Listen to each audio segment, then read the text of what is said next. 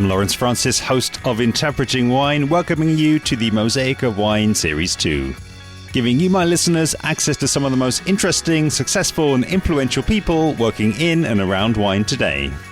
My guest today, Mikk Parre, works as cellar master and wine buyer for Bombay Club in Tallinn, as well as doing masterclasses, dinners and other exciting events all around the world as an independent sommelier. And last year, he won the Best Sommelier of Europe, Middle East and Africa. In the episode, we cover Mikk's origin story, discussing early influences and mentors, before exploring the cultural component from the Estonian and Baltic perspectives, as well as discussing Scandinavian influences. We talk self-development on the sommelier journey, before focusing on Bombay Club and Tallinn's wine culture. We take a deep dive into sommelier competitions, Mikk currently looking ahead to competing in the World Championships next year in Lisbon, before he shares some upcoming events, including an incredible sounding tasting in Rhodes in August. Enjoy! My journey started, I guess, in the same way as many people do in this world, which is at least in areas which are not, wine producing countries or highly focused on the sommelier scene. Like it started by accident, basically. So I ended up after my bachelor studies and doing my military service, I ended up in a restaurant almost by accident that happened to be a very wine friendly place. Mm-hmm. So the owner there was one of the founders of the Estonian Sommelier Associations. And we happened to be some awesome colleagues there who were also starting their sommelier journey or starting to get interested in wine. So I was kind of pulled along there. So yeah, that's basically how it started. I did my local Estonian sommelier school and then kind of did like low scale sommelier things, working in casual restaurants and things like that, until I ended up in a wonderful place called ASI, a bootcamp, the very first one, which took place in Warsaw. And I guess that's what really kind of ramped things up for me. So I managed to see what's happening outside of Estonia, what the other people in the world are doing, and how interesting and cool this world is. So this is where I think my real journey started, when I started studying, focusing on competitions more and all sorts of stuff. So yeah. Okay, I love it. Yeah, and we'll of course pick up the story, but I think it's actually an interesting point. And again, because we're talking people, maybe virtually for the time being, introduce us to that, I guess you'd say, early mentor that you had there, and maybe take us a little bit into the history of how did he come to set up that sommelier association there in I guess as you say is not a classically is not a famous wine location over in Estonia. I have to make a small correction there, saying she, not he. She. But yeah, it's her name is Jana Zaštšerinski. She's actually quite a famous restaurateur here in Estonia. Her husband is one of the most famous chefs here as well, and they run a small family business, which I'm part of. So yeah, the Estonian Sommelier Association was more or less built up from nothing in the early I think it was 2000. Mm-hmm. So yeah, we're celebrating the 25th anniversary of the Sommelier Association this year. So yeah, it was actually initiated by two people, like I think the only two people who had more or less any idea what was wine back in those days. One of them was a famous guy, Rein Kasela, who is actually also a very big mentor for me as well. He used to be a vice. So back during the Soviet era, when wine culture in those parts of the world wasn't really much, he was the guy who was traveling Burgundy and Bordeaux and stuff like that. So he was like the main founder. And my main mentor, Jana, was one of the early colleagues who started this tradition. So just someone. She was the first graduate of the sommelier school, and that's where it kind of built up. Yeah. Very cool, very cool. And I think it will maybe even, I think this is the conversation is already really going into culture. So I'm not going to sort of, fight against that. And I'll just sort of share, I'm not an Estonian expert, I would say, but I have had the pleasure of visiting before. And I'm sure we'll get into, I guess, perhaps what are some of the, the differences between different Baltic countries and different cultures that are kind of happening there. But, that's a really interesting part of the story for me, though, is in terms of Rene kind of going out and seeking the wine culture. And, because I understand that actually, because of the location, there were actually quite a lot of cultural influences from Finland. There were influences from Russia, and neither of which are particularly wine influenced either. So, I mean, were you able to uncover a little bit about, what was maybe some of the initial motivation for him and that then grew and drew in people like Jana and later, of course, influenced the whole scene over there? I think for him, it was mostly about just strictly passion.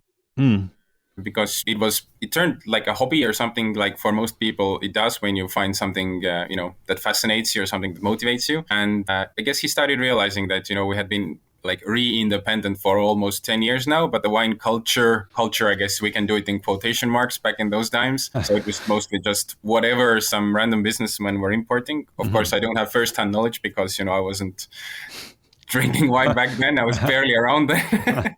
But yeah, for him it was a big passion project first and foremost. So he actually started his own importing company as well, and it kind of grew from there, just to get people behind quality wine and get people organized. So today he's in his 80s, and he's, I would say, retired now, but he's still, the grand old man of the Estonian wine scene, so to say. So he's still around our association events and still comes to tastings, and so he's like this kind of father figure for all of us. So yeah, he's a great guy. Yeah, very, very, very cool. Yeah, let's dip back into your story, because I think again you've kind of, in essence, you've kind of taken us to the door of your first boot camp, and I know you've come a lot further since. So yeah, maybe pick up the story there and, again, take us inside those early experiences and those early influences and the people that you had around you at that time. So yeah, when I was already doing the boot camp, then I was, I want to say that it was already like a, at least in my opinion, like a semi-established sommelier here in Estonia. At least, most of the people of the industry already knew me, and then,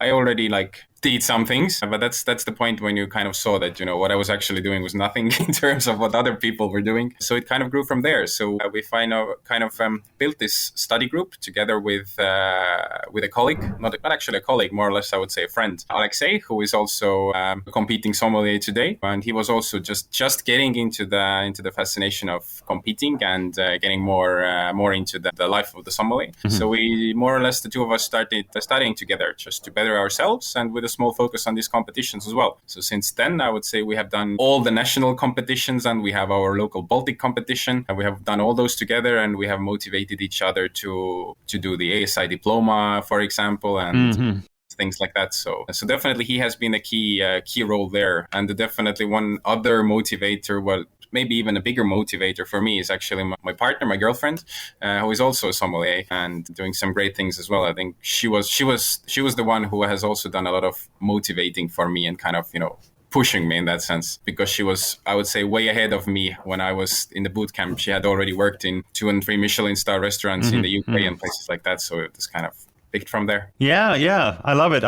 Yeah, it's, well, I think, I'm not sure exactly what point of the journey you brought us up to there, but I'd love for you to bring us right up to date in terms of your own success in the European and North African title that you secured last year. So yeah, again, please let us know where we are in the journey. Maybe if there are other places that you were working at that time, and then please bring us right up to date. So yeah, I was actually, for the most of that part, I was working in a place called Time to Wine, one of the highest acclaimed wine bars in Tallinn, in Estonia. Mm-hmm. So it gave me a lot of freedom as well in a wine bar setting to do a lot of, studying when it's quiet times, and kind of get to know a lot of interesting wines, especially this kind of off the beaten path, because you can play around with some interesting stuff in wine bars. And for the most part, I was working there, and all the studies and competitions. I won the Estonian National Sommelier Championship 2 years in a row. I also ended up winning the Baltic Championship 2 times, and I guess you can say that so far my success culminated at the end of last year. So in November we had the best sommelier of Europe, Africa and Middle East, against all odds, I think. So yeah, that was a very tough competition, with some of in the finals being against Pascaline Lepeltier, one of the highest acclaimed sommeliers, I guess, in the world, role model for many people. So a big surprise for me to actually even reach the finals and to win at all. I guess it's still hard to believe or hard to understand. So yeah. but I'm happy. And here, this is I guess where we are right now. So at the moment, I'm working in a little bit of a different location for Bombay Group in Tallinn, which is quite an interesting high-end luxury project here with several different restaurants, bars, a casino, a hotel, and all the works. I'm not as a head sommelier, but I'm the cellar master here mostly, with some wine buying duties as well. And I'm now looking forward to what's happening in 2026, which is the World Championships in Lisbon. So we can only see where life takes us and how those results will be. But this is where I'm at right now, I guess. Okay. Yeah. I love it, and it's come across in all of our communication. You're obviously very modest as well. So I think it's a fabulous achievement, and there is a process in place to deliver the award to the most deserving person. So well done, and it's amazing to kind of hear about that. But I won't embarrass you too much at this point by diving too deeply into that. But I think the part that, again, I think it really flows from everything that you've said there, Mikk, is actually still really talking about culture. Is maybe now, we've spoken a little bit about Estonia, and again, I think it will be a new place to most of my listeners. Whereas, perhaps the collective region, the Baltic region, might actually, through one of those other countries, might actually have sort of permeated and be a little bit more familiar to people. I'm hearing, and the kind of general, again, broader understanding, is that actually it's not only Estonia. That there are right across the Baltics, there are very successful and inspirational sommeliers who are coming through, and many of whom I know. Raymond's from Latvia. I know that you've mentioned him before. So maybe again, take the drone that little bit sort of higher up there. What is your, I guess in the first instance, a little bit of a kind of a potted history of the sommelier scene broadly in the Baltics. I think that would maybe culminate in, giving some insight into maybe, Raymond's own success and how that's sort of been received in the region. Yeah, it is a kind of an interesting, a lot of people have actually asked that question, I guess, not only from me, but I guess from Raymond's as well, that you mentioned that, it's a very tiny region in a global context, it's 3 cities basically, as we're talking population wise. So it's fascinating to see that this is happening. It's kind of a question like why. Yeah.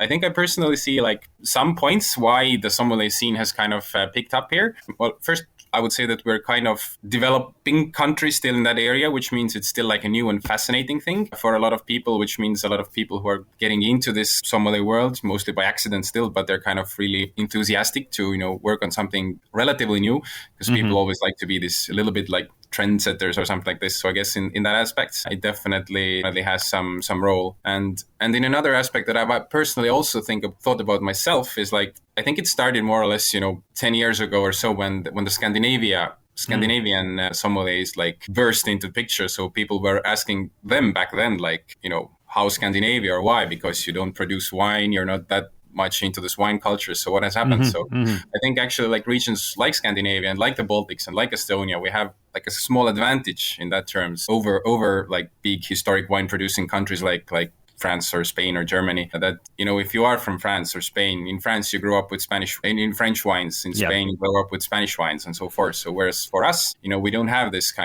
thing of ours. So we actually grow up with all of them at the same time. So for us, it doesn't, for us, we're on an equal playing field. In a sommelier school, we have to study French, Spanish, German, Georgian wines all on the same playing level. So we kind of, we grow up with a very broad knowledge base, I would say, and without any preconceptions about wine, which definitely gives us a little bit of an advantage here, for sure. And if we're talking about, the Baltic region in general, I think we're very small. Historical, we're kind of, being culturally grouped together, despite our own differences cultural as well. So we come from the same place, so we stick together quite a lot, which means that we support each other despite being in different countries. The distances are very small, especially in these days. Other than just organizing our own, local sommelier competitions, we also organize our Baltic sommelier competition, the Tallinn Grand Prix, which means that every year the top 3 best sommeliers of each country come together and compete for the title of the best sommelier of the Baltics. And also we visit each other's national competitions because for us it's quite, we don't have that many people competing. So usually the competitions are relatively small, but it kind of adds the adds to the competition, where there's always guest competitors from other countries competing in our national competitions as well. So if you take a look at this, usually, when sommeliers from bigger wine countries where you have maybe less options. So we have like 2 or 3 sommelier competitions a year for each of the sommeliers. So this kind of really builds up an advantage, I guess, as well. Whereas, if you come from France, you might do your one national competitions, you win, and then you have to wait 3 or 4 years until you can participate in the European or World Championships. So, you can have all the knowledge and all the skills, but you kind of need the competition experience as well. Yeah.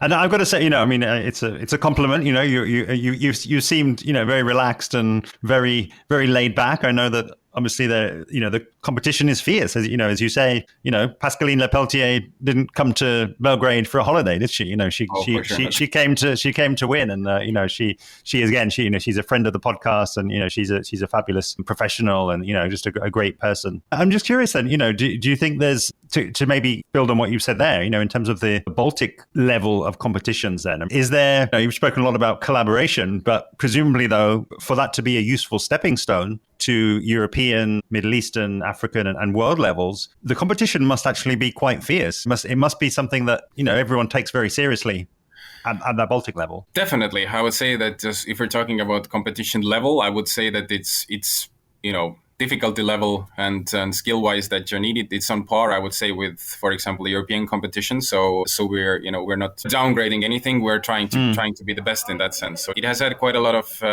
you can kind of see people coming from the Baltic competitions. As you said, again, Raymond Thompson, he's a several-time winner of the Baltic competition, now the European and the reigning world champion. Also from Lithuania, Martynas Bravilonis, who was third in the European final this time, and he has also been fourth in the World Championships previously. So, and also there we have other guest competitors as well. So for example, quite famous wine people, for example, Søren Polonius has competed in the Baltic Championships a while back. So it definitely has a very high level there, I would say. So if you ask whether we are like trying to compete with each other in that sense, like have to win at all costs, it's definitely not in that sense. I'd say it's always a very friendly scene. I would say overall the kind of all the sommelier scene, the people are very friendly and very kind of stick together all around. So we kind of support each other. Of course, everybody wants to win, but the support aspect is also there. It's a really interesting topic for me because I'm a big I really like the model where you look at things and you see and just that, even that word competition, for me often it's useful to think about, are you competing more against other people or are you competing more against yourself? And I'm guessing technically when it comes to the contest, you're really competing with yourself, right? It's like, okay, can I go there? Can I deliver what I need to? Everyone's got the same sort of criteria there. It's not about anyone sort of, it's not like a combat sport, right? It's not a contact sport. You go up there and, you've all got the same judges there and you've all got a level playing field. And then ultimately it's competing against yourself. So I would guess that does leave the room very much open to be supportive, across with one another, but ultimately very competitive with yourself. I agree. In that sense that first and foremost, well, it might seem, of course, that you're competing against others and you're representing your country. But as I said, it's a lot about self-development, I guess, is the key word here. Like there are a lot of people who go for example, they aim for Master Sommelier or Master of Wine or whichever other kind of certification or diploma or whatever. I kind of see it competing, like the sommeliers who are very much into competing it's the same. It all comes down to self-development. It's just another means of doing that. So for example, me, I haven't really, followed too much of the Court of Master Sommeliers or the WSET path. I've dabbled a little bit, but not too much. For me, competitions offer a little bit more because it's about studying. It's about becoming a better sommelier after all. It's not about winning. You don't have to win. Of course, people have different mentalities, but that's at least how I see it. So for me, it's mostly about self-development. Okay, yeah, I like it. But again, I'm sure it all helps, right? Every as the room gets bigger and the pressure, to perform, and just I guess the number of eyeballs that are going to be on you increases. It I'm sure helps to have built that up and build up that flex that muscle and build up that that skill as you've gone through. And I think, we're almost then, kind of really at the sort of intersection of culture and expertise, because I think, again, it would be interesting for me and I think interesting for the listener as well, just to delve in a little bit more into your current role at Bombay Club. And I think the kind of the window I would invite you to look at that through is actually situating it in Tallinn, right? It's in the center of Tallinn. You're open, and I believe that there's been a staged opening of the project there. Why now? I guess because I understand it is a very ambitious project. It is a sort of a multi-layered project, which of course, please introduce us to. But yeah, who are the customers? Is it people from Tallinn? Is it people from outside of Tallinn?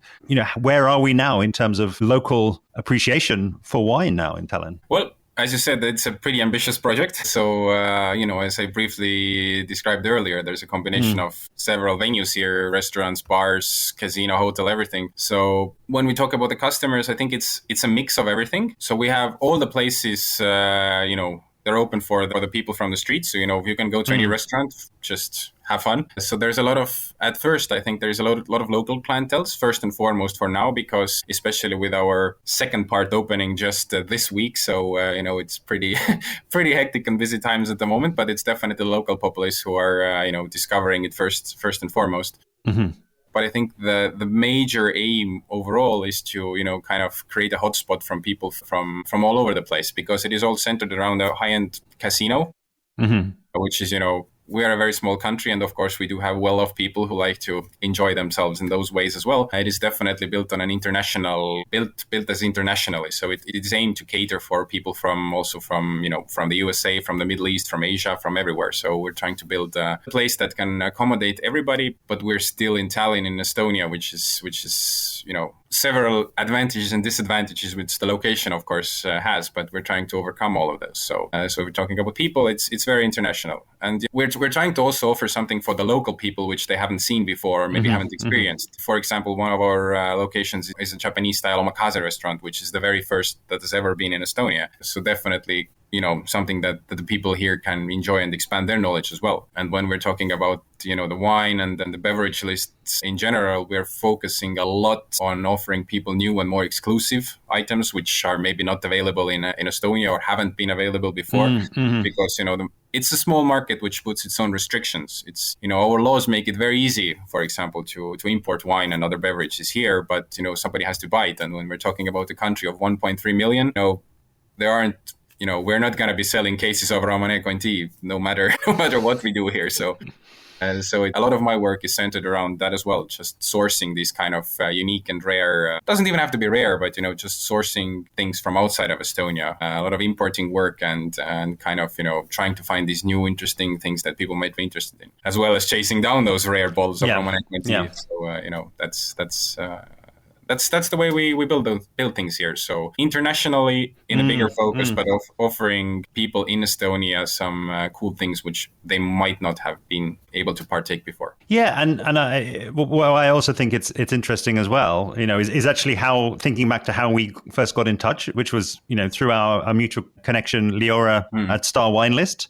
And my read, and again, I'm a self-confessed fanboy of everything Star Wine List. I think it's an absolutely fabulous platform, and I use it all the time to get recommendations and find new places when I'm traveling. But I think in essence, we're not talking for them, I suppose. But my read of that list of cities that we see in Star Wine List is that I think they do a really good job of kind of not getting anywhere too early. I never kind of go into the list of places and see like three bars, or it's like it always feels as though actually there's a scene there already, and they have they've got good coverage of the Baltics, of course, but then they've got good coverage of Tallinn as well. I've had a look there, and so it sounds as though, and it seems outwardly that there are different avenues really for people to get into wine if that's their thing. Yeah, I would say that Estonia and Tallinn in particular, being the largest city here, it's evolving quite fast as far as the wine culture goes. I would still call it a highly developing wine culture. So we're definitely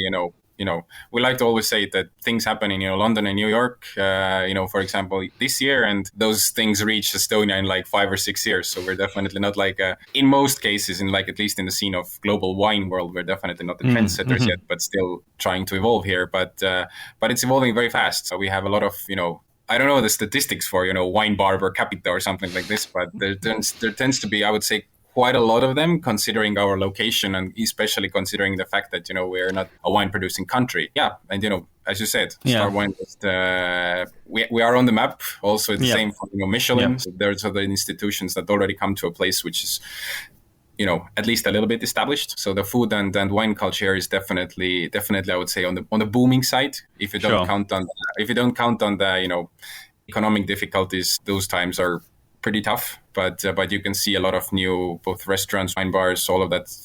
They're opening all the time, so you can I would say it's definitely a location to visit, considering in those terms, especially Tallinn is a very tiny city, 400,000 people more or less, so you can go anywhere in half an hour, and it's just offers wonderful opportunities to explore. And we should speak to the tourist board as well. But I've even since our last conversation, I just for my own interest, I looked at the availability of flights and the cost of flights from London, and they're very reasonable. I mean, I remember because I went there a long time ago now, 2008. And I still remember the prices of flights. It wasn't only Estonia, but it was especially Finland, and they were extremely expensive, on a European level. But the availability of flights, the price of flights, it seems to be they've really opened up and they've made it very easy. Certainly for people from Western Europe to give it a go. It's like it's not a huge investment of time or money to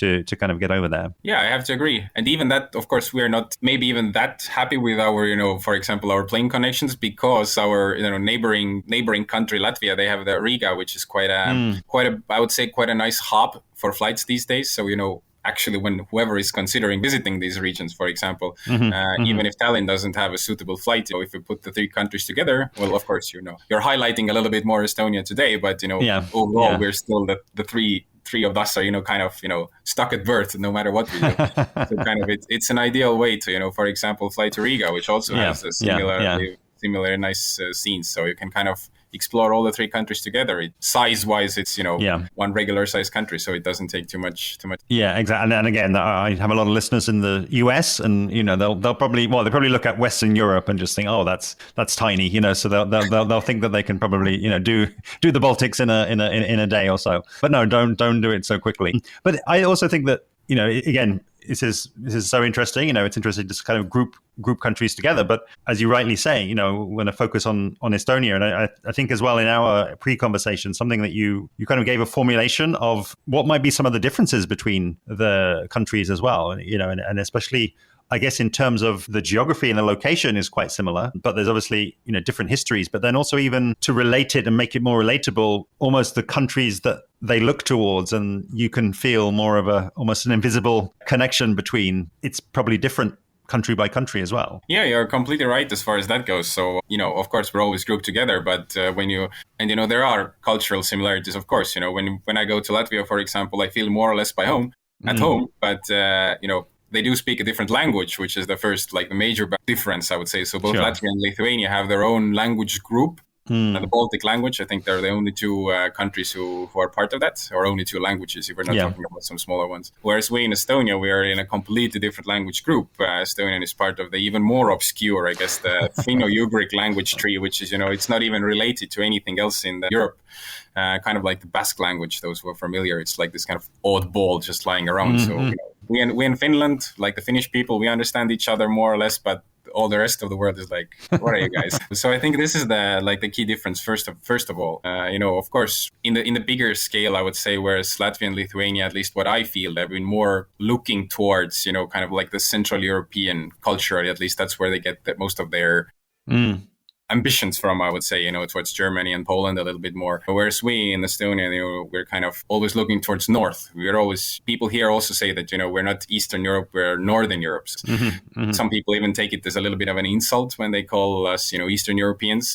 We don't want to be associated with that maybe too much. So we're always looking towards, Finland, Sweden, Scandinavian countries. Those are our role models. There's even like an online meme that Estonia can't go Nordic. So that's definitely something again that sets us apart. And as a people, we've always been, I guess, very tech savvy. So we've kind of realized that we don't have too much human resource and we don't have too much natural resource. So where can we kind of bridge the gap with other countries? So right from our re-independence in the early 90s, we kind of, because we started from basically nothing. So it was just the time when internet and all this kind of IT technology was booming. So we kind of grasped at it as much as possible. So we've been very, very successful as far as that goes. So, especially if you have people, a lot of listeners from, for example, from the United States or from other like these kind of larger countries, which are maybe a little bit more conservative towards that. So it's maybe fun for them to kind of realize that in Estonia, everything can be done online, banking, accessing your doctor's information. We literally do everything online. So it's kind of,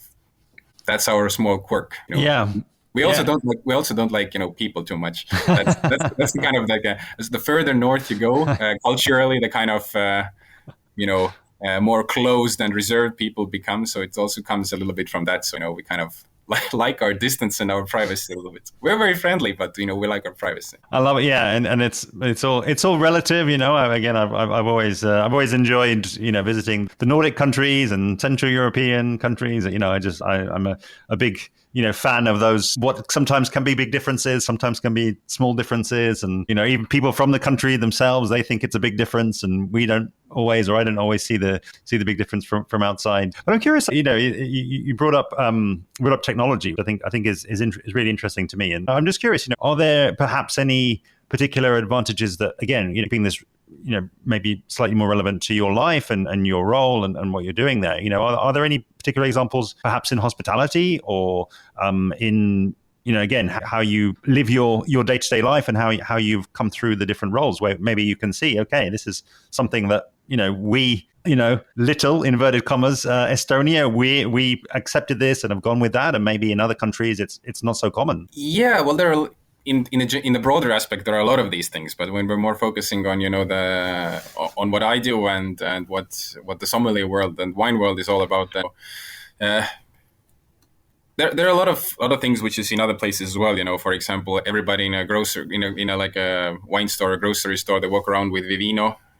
Vivino is the it's the go-to even for my own parents, who are like, they only buy whatever is discounted at their local supermarket, and then they send me pictures and ask like, is this drinkable? Like even they use Vivino just to, those are the people who aren't maybe that knowledgeable. So maybe one unique thing that's online that most countries, at least as far as I have heard, maybe there are other countries who have it, but we have an alcohol registry online, which means that whenever I want any kind of wine or any kind of alcohol, I just open the national service. I type in country, region, grape, whatever, or producer and the name of the wine, and will show me the list of importers, where I can get it from, something like this, which is like a super useful tool, for example, especially from a sommelier's perspective, who is often kind of has to like search for these kind of specific things at a lot of times. So I feel that my life would be very, very difficult without that, for example, just having to, otherwise I would have to relate to old school ways of, sending emails or arranging meetings or something like that. But, I can just type it in our online system and it will just show me everything that we have. So that's super interesting. And does it work the other way around, where you could search for the importer and then you could exactly. see all of the wines that they have? I was having the exact, it's a related conversation yesterday with Christina Picard over in New York, and she writes for Wine Enthusiast, and we were talking about scoring of wines and the tasting notes, and how people kind of read Wine Enthusiast and then they see the tasting note of Christina, and then they say, okay, Christina likes this wine, we like her palate, we like how she tastes. And then we just got onto the topic of importers. And I think actually, importers having a style, having a sort of a palate, themselves, that can be a great window, a great sort of way, a great shortcut, really. I personally, if I had that, I'd love, the system you've spoken about there. I'd find it way more useful than Vivino, because I would personally, I'd just go to find my favorite importer, and then I just sort of track them and see what wines they've got and, where their focus is over time. Yeah, it just comes down to different, user groups. One is for the casual consumer who, maybe wants to read like what does a Cabernet Sauvignon taste like, whereas this is a tool almost exclusively aimed at the industry professionals who are, of course, the main idea behind that is local, like the governance body who deals with like that. What is it called now? The monopoly? No. We don't have a monopoly, but it's just like I don't know the name in English. The governing body of the governance who deals with all the alcohol, like the ATF of the USA, for example. Okay. That kind of, it's for them. So, for example, when I also import wines, I have to register all the wines myself in that system, but it's a public database. So it's kind of works two ways. It does, yeah. No, exactly. And as you say, there's no reason not to use the two in hand, right? It's like that could be a plus if you're maybe you find the wine initially through Vivino, and then you can kind of cross match it against the databases. So hopefully giving the Estonian listeners, if I have any, giving them some ideas. Well, hopefully I'll get some more listeners wanting to tune in and hear you speak. I'm sure you have at least a couple. Even Hemingway wrote, I forgot which book, but he wrote that there's an Estonian in every port of the world. So exactly, yeah, I wouldn't be surprised. I think where I think it would be interesting, really as we kind of circle back around, and really, I do like to bring in an element of challenge. I'll say this, based on our pre-talk, this, I'm not sure that you necessarily see this yourself as a challenge. But again, I'd love you to take us and really demystify a little bit that process of competing, of kind of being on stage. I'm sure there was lots of adrenaline and maybe some of the details are kind of not there. But I'd love to know how you felt in that final round over there in Belgrade, and maybe take us back a little bit to, I guess, the hours or the day or so before, when you knew you were in the final and you knew you were going to be competing against, again, people like we mentioned, Raymonds and Pascaline, and I'm sure all the other amazing shortlisted sommeliers at that final. I think first, those who have never been in a sommelier competition, I think that the key element for everybody to know about what's the most important thing about the competition is waiting. Literally waiting. Just like you're gonna get very good at waiting when you're doing a sommelier competition. The larger the competition, the longer the wait in that sense. So I think that's the first and foremost the key aspect. But yeah, it's the competition part itself. When you actually have to do something, is actually not that long.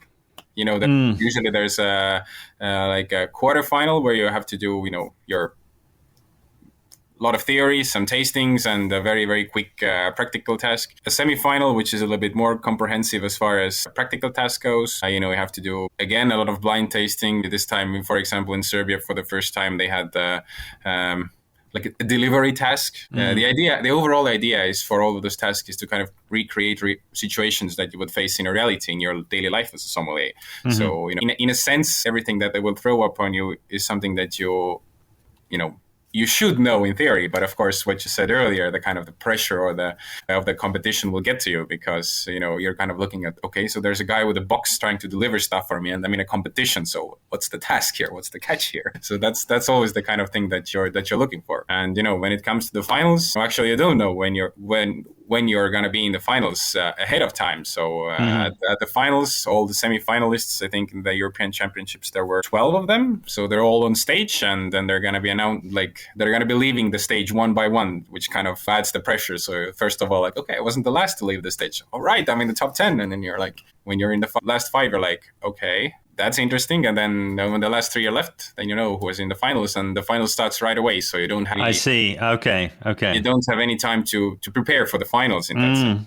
You have time to mentally prepare for the quarter and the semifinals, but not for the finals. So you're in the finals, go. So this is like, and I was lucky enough, I guess, to be the number 1 in the finals. So basically, I knew that I was in the finals. They put the mic on me, and I started, so I didn't have really too much time to get nervous, which is always a little bit of an advantage, I guess. For example, in the case of Pascaline, who was the last one in the finals, she had to wait. Of course, time dilation is another thing that you need to know when you're doing the waiting part, because what feels like 2 minutes to me might be a half an hour for someone else, and vice versa. So I don't really know the time, but she was waiting for, I think, close to 2 hours or something, just stuck in a room alone with your thoughts. That's a pretty scary thing when you have to when you have that pressure on you. So there are a lot of aspects here, and I think I may not be the world's most classic example in the sense that I really don't get too nervous when I'm on the stage. I feel a little bit like an actor in that sense, because it's the same when you're somewhere working on the floor in a restaurant.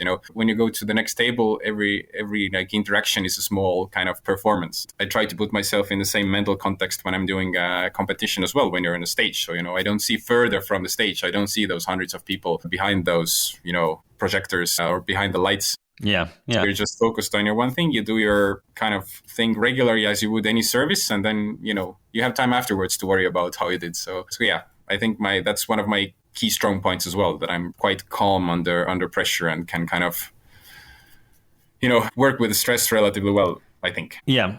And do you remember, I mean, presumably now that it's, it's out in public and out there in the world, do you remember the sort of things you were asked to do in the final? Is it a blur? You remember some of those things? I haven't actually watched the final. My own performance, I don't like to do that. Yeah. So I haven't seen it, but there was a lot of different tasks in the finals. Again, most of them were quite basic everyday tasks, from decanting a bottle of wine to 6 people, serving 3 different. I think it was 2 or 3. It is still a blur apparently. Yeah. Serving some appetizers, 2 different appetizers to a table of 2, correcting wine lists, and some blind tastings. So one task that I will definitely never forget was one of those blind tastings, which was, it kind of killed my palate. There were 6 barrel samples of barrel strength cognacs there. Oh, wow. We had to identify, first of all, the beverages, and then they revealed that, they're all cognacs, and put them to the cognac subregions. Usually I do most of the blind tasting of spirits based just on the nose, but, when you want to be sure, so you kind of, when you taste 6 barrel strength cognacs, your palate is dead afterwards. Yeah. And so there was a lot of fun tasks. It was a pretty classical final, so they didn't do any crazy stuff there, but a very classic final in that sense, which is, I think, the idea, because you also, you don't want to, the sommeliers are, on the stage, and there's, hundreds of people watching. So it's also televised, so you kind of don't want to embarrass them too much as well. So I think that's one of the ideas as well. So you want to keep it classic, very detail focused, but classic, I guess. I love it. And of course, these things evolve and they kind of change over time. But yeah, how do you feel, sitting here now as we are in March 2025, as you look ahead to, you said next year in Lisbon is the world final? Yeah. Next year in Lisbon, yeah. What sort of emotions does that bring up? And do you already sort of start making a plan from now about, how you'll spend your time on that element of your trajectory? At the moment, I feel fine in that sense that, in a sense, it still hasn't kind of hit me, I guess. A lot of people, it's still life is normal as usual, just maybe a little bit more attention and a lot of more extracurricular stuff to do in that sense. But yeah, life is good in that sense. If you're asking if I'm already studying and focusing on Lisbon next year, at the moment, no, I'm taking my little bit of a time off, because that's also one key element that I realized when I was preparing for the European Championships, because I also took part in the World Championships when Ramon's won, so in 2023, and I think I feel like kind of over prepared for that. So I didn't leave myself, time to relax and get into a proper mental state. Whereas right when I was preparing for the Europeans, I kind of understood that, there is, life has to be in balance at all times. It doesn't matter what you're doing. So I'm leaving myself the time to relax and just kind of, enjoy life as much as possible as well. Meanwhile, of course, I will definitely start preparing soon, but for the time being, I'm just enjoying not having to go through books and flashcards and maps day on out. So yeah, super interesting for me to kind of hear, and I'm certainly picking up a lot of it. And I think it does, for me, it does sort of, hang together, I think, listening back and thinking back to the culture, the kind of the level-headedness, and, that's definitely something that I take from, my Finnish friends. And, I think, it seems to be an interesting approach that you've got. And, as you said, you're calibrating for yourself, you're self-calibrating on your journey. You're like, okay, maybe I went too far in the worlds that time. And I didn't give the best performance of myself, and taking the time to understand why, and recalibrating. So just that mental side of things, I think is really, really fascinating for me. And again, hopefully you unpacking that and talking about that will also be helpful for other sommeliers that are listening, just to sort of, I think, reinforce that it's not just about the knowledge, right? And it's not about, okay, I need to just always do more. Sometimes, in essence, doing less sometimes, and having a good night's sleep and several good nights sleeps, it can actually be the thing that you need to do rather than another blind or another sort of run through or another performance. I definitely agree here. I often like to compare. Sommelier competitions, they're not too different from any sports. Whether you're doing like athletics or whatever kind of sports, and you can see it. If you're watching the Olympic Games or World Championships or whatever, you see this kind of athletes or someone who people expect a lot from them, but then you see them failing. So it kind of, and then they talk afterwards, I did over practice, or like I did too much. So I think it kind of relates a little bit to the sommelier competitions as well. So it's not as physical, I would say, as most of that, but it all has to be in balance. So you can't overdo things. And it often helps if you have, people closest to you who are also supporting you. So sometimes, someone needs to, physically take the book off your hands and say, let's go out for a walk or let's go enjoy a movie. Things like that. So it's definitely something that many people don't consider, especially if they get into sommelier competitions. Just the mental aspect or being focused in that sense. So that was also something that Raymond Thompson once told me, that with his long experience and before actually winning in Paris in 2023, he also, for example, consulted with a psychologist, someone who is like a professional athlete's use, for example, or someone who is just to help him get prepared and get all sorts of that in order. So that's something that people don't think about a lot. And for example, before every competition, the last week before a competition, I like to, completely forget about all the studying. I just completely take my time off and relax. I found that for me, that works perfectly the best because, your brain has time to kind of absorb the information, and this kind of last minute cramming that has never worked for me. Which again, if someone is listening and is struggling with that, it might be useful for someone just to know that just take a time off sometimes. It really helps. Yeah, I love it. And yeah, it's again,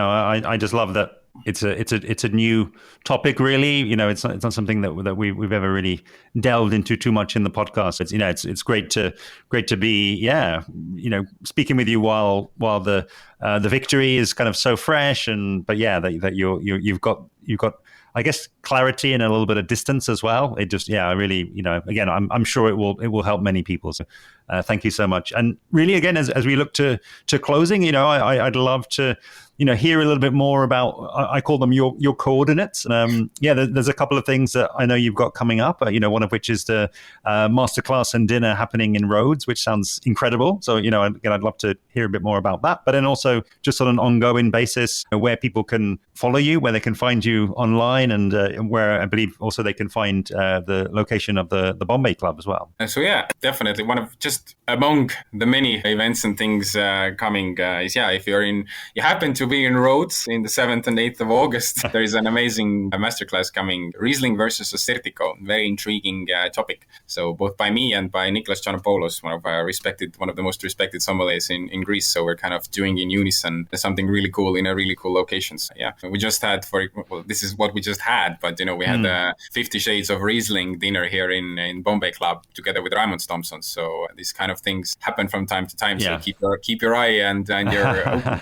And when something like this can happen. But otherwise, as far as Bombay Club is concerned, we're in the heart of the Tallinn Old Town. So it's like a 20 minute drive from the airport. You're in the magical medieval old town of Tallinn, and you don't see me on the floor here, unfortunately or fortunately, depends for who, but my presence is definitely here. So we're always happy if someone new ends up here. So if you want some fabulous wines in Tallinn or in Estonia, we're definitely the place to be. So and regarding me overall, I'm on social media. I'm not super active in that terms that I will not spam you with daily posts about not my face or pictures of wines throughout the day, but with my own name. I'm on Instagram and Facebook. So if you want to follow me, please do. If there's something interesting happening in my life, you will find out. Any other events or masterclasses, wherever in the world you might see me, you will find out from my social media. A huge thanks to today's guest, Mikk Parre of Bombay Club in Tallinn, Estonia, and reigning best sommelier of Europe, Middle East and Africa. Visit Instagram.com/Mikk Parre, link below, to follow along his journey. And of course, if you're within striking distance of Tallinn or located in any of the Baltic countries, do be sure to check out Bombay Club. Next time on Interpreting Wine, Mosaic of Wine, Series 2, in episode 586, I'll be speaking with Jasper Morris, MW.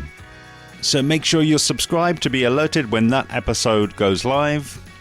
And to all my new listeners from Tallinn, Estonia, welcome. And make sure you follow along with me on social media, where I'm at Interpreting Wine on Instagram and Facebook, at Wine Podcast on Twitter, or email me hello@interpretingwine.com. See you soon. A huge thanks to today's guest, Mikk Parre of Bombay. A huge thanks to today's guest, Mikk Parre of Bombay Group. A huge